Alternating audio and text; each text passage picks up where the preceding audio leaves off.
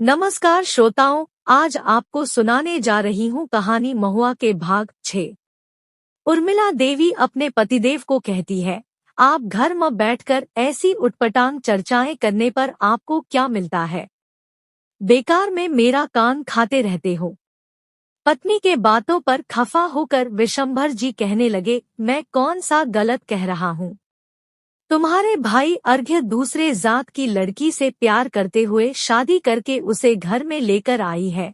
तुम्हारे माँ ने कुछ कहने के बजाय चुपचाप रह गई। अगर मैं होता तो उसे अपने घर में घुसने तक नहीं देता। तुम्हारे छोटे भाई के बेटे ने भी दूसरी बिरादरी के लड़की से शादी करके अपनी बीवी के साथ ससुराल में घर जमाई के रूप में रहता है।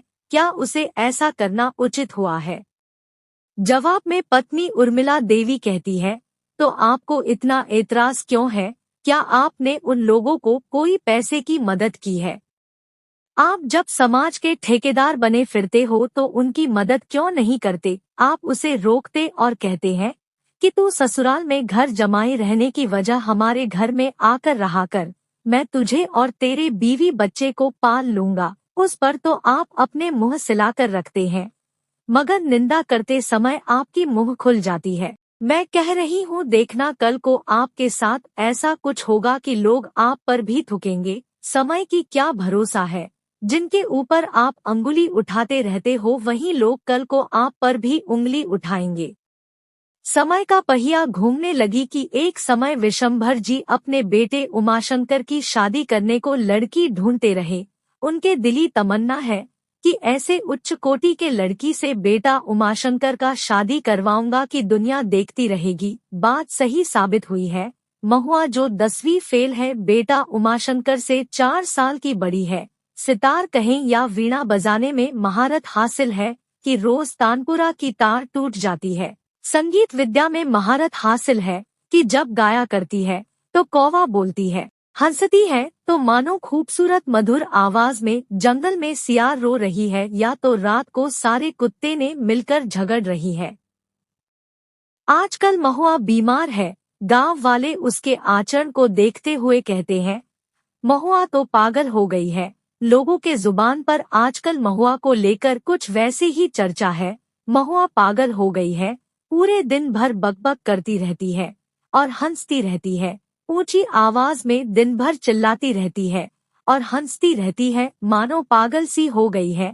उसे तो पागलखाने में भेजना होगा। रास्ते से जो भी जाते हैं उनसे बात करती और उन पर हंसती रहती, अकेली बड़बड़ाती रहती है और खिलखिला कर हंसती है, बात चाहे कुछ भी हो। गांव वाले आजकल उससे परहेज करने लगे, क्योंकि उन्हें समझ में आ गई है कि यह तो पागल हो गई है।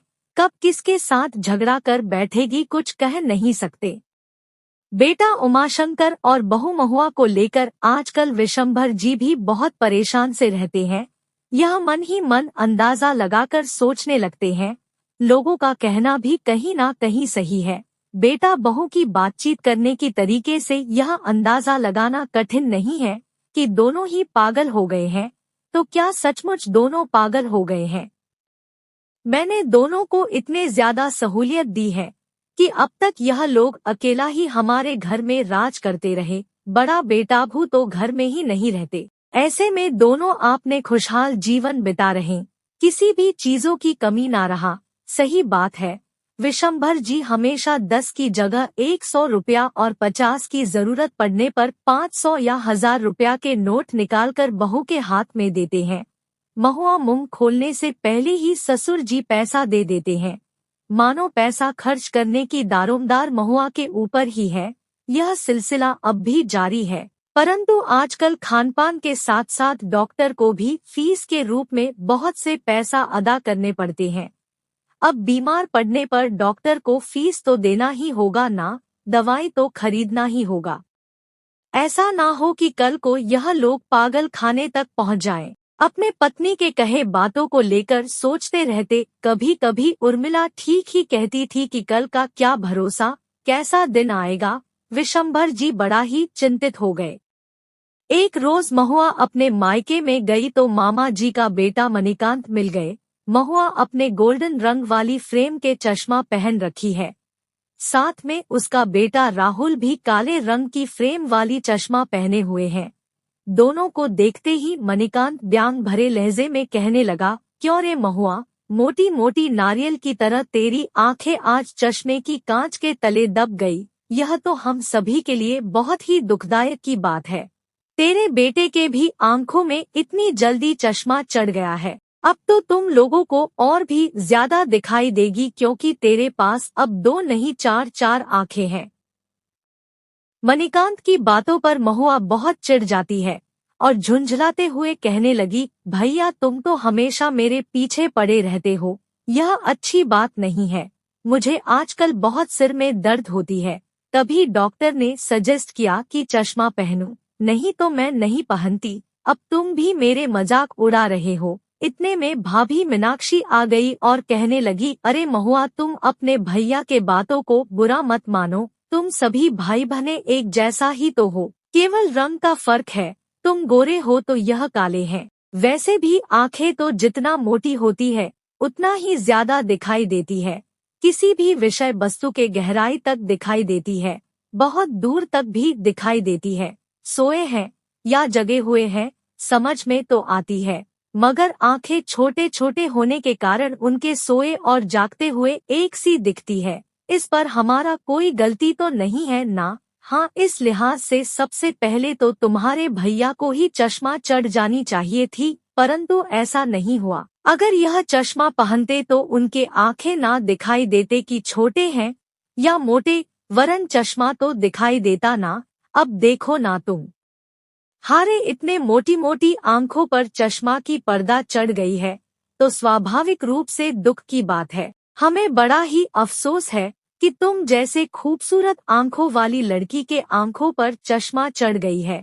अब तो मानो तुम्हारे चेहरे पर चंद्रमा की कलंक के तरह काली काली दाग लग गई है। मैंने अपनी दादी जी से सुना करती थी कि चंद्रमा को अपने खूबसूरत सी चेहरे पर बहुत घमंड थी, यही कारण है कि उसके चेहरे पर काले रंग के धब्बे हैं। तुम्हारे चेहरे पर भी काले धब्बे की तरह चश्मा चढ़ गई है, इसे लेकर तुम दुखी मत होना, यह तो प्रकृति के नियम है। चाहे आंखें बड़ी हो या छोटी, चश्मा को तो एक दिन ना एक दिन चढ़ना ही है।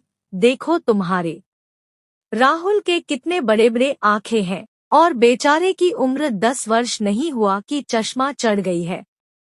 बातों का सिलसिला चलती रही कि मणिकांत कहने लगा, एक बात मुझे समझ में नहीं आ रहा है कि तुम जैसे लोगों के आंखों में चश्मा कैसे चढ़ गई है। यह तो बहुत बड़ी बेरहमी की बात है, क्योंकि एक तो पैसे के मामले में तुम लोग बहुत ही संपन्न हो, ऊपर से तुम्हारे खान पान बहुत ही ऊंचे दर्जे की है। तुम लोग एक महीने में जो खाते हो हम लोग साल भर में भी नहीं खा पाते। गरीबी किसे कहते हैं तुमने तो देखा नहीं है। अभी तुम्हारे एक दिन का खुराक हमारे 10 दिन के बराबर है। दुनिया भर के अच्छे अच्छे महंगे महंगे चीजें खाते हो, जिससे सेहत अच्छी रहनी चाहिए, परंतु तुम लोग तो हमेशा बीमार रहते हो। सीने में दर्द, सिर में दर्द, गर्दन में अकड़न, पेट में मरोड़, तो साइको डिसऑर्डर जैसे बीमारी, मिर्गी के रोग, हाई ब्लड प्रेशर, थायराइड जैसी बीमारी, डायबिटीज जैसे खतरनाक बीमारी की स्वर्ग लोक बन गई है तुम्हारे शरीर में खून की कमी, यह सब तो गरीबों की बीमारी है। तुम जैसे अमीरों को भगवान इतनी सजा दे रहे हैं, जानकर मुझे बहुत दुख होती है। मैं कौन कौन सी चीजों का नाम गिनाऊं? बाजार में आजकल एक से बढ़कर एक अच्छी चीजें जो हमारे लिए तो सपने जैसे हैं, वह सभी तुम लोग खाते हो और हर सप्ताह में डॉक्टरों को फीस के तौर पर हजारों रुपया देते हो और हजारों रुपए की दवाई भी लाते हो। बाहर ये दुनिया है, हम जैसे गरीबों का क्या होगा? भगवान के दरबार में विचाराधीन तो एक रोज सभी होते हैं। गरीब लोग बिना खाए भूखे प्यासे रहकर मर जाते हैं और तुम जैसे अमीर लोग ज्यादा खाकर मर जाते हैं। एक कहावत सुनी होगी, खाए बिना लोग नहीं मरते वरन ज्यादा खाकर लोग मरते हैं। बातों का सिलसिला चल रही थी कि तभी मीनाक्षी भाभी कहने लगी, महुआ मेरे पास एक सुझाव है कि अक्सर पहले के समय में जब हम लोग फोटो स्टूडियो में जाकर फोटो खिंचवाते थे तो देखें कि जो लोग चश्मा पहने हुए हैं, फोटो खिंचवाते समय उन्हें बिना ग्लास के चश्मा पहना दी जाती थी, नहीं तो उसके चश्मे पर लाइट रिफ्लेक्ट होकर सफेद स्पॉट पड़ जाए। अगर ऐसा होता तो आंखें नहीं दिखता।